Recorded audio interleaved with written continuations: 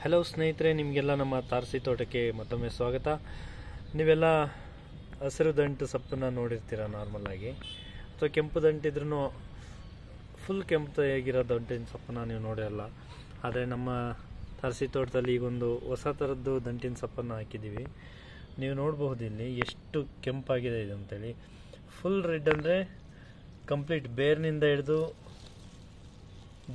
ದಂಟಿನಿಂದ ಎಲ್ಲದೂ ಕೆಂಪಾಗಿದೆ ಫುಲ್. ಇವು ನೋಡ್ಬೋದು,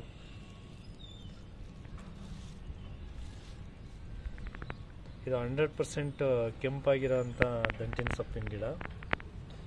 ಚೆನ್ನಾಗಿ ಬೆಳೀತಾ ಇದೆ. ಈಗೊಂದು 15 ದಿನ ಆಗಿದೆ ಇದನ್ನ ಹಾಕಿ.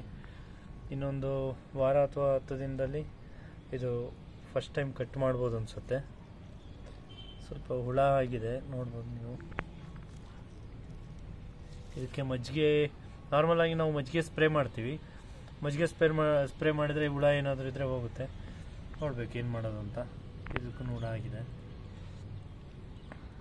ಗಿಡ ತುಂಬ ಚೆನ್ನಾಗಿದೆ. ಇದನ್ನು ಅಪ್ಡೇಟ್ಸ್ ಕೊಡೋಣ ಅಂತ ಹೇಳಿ ವಿಡಿಯೋ ಮಾಡ್ತಾ ಇರೋದು. ವಿಡಿಯೋ ನೋಡ್ತಾ ಇರಿ. Thank you very much. Bye bye.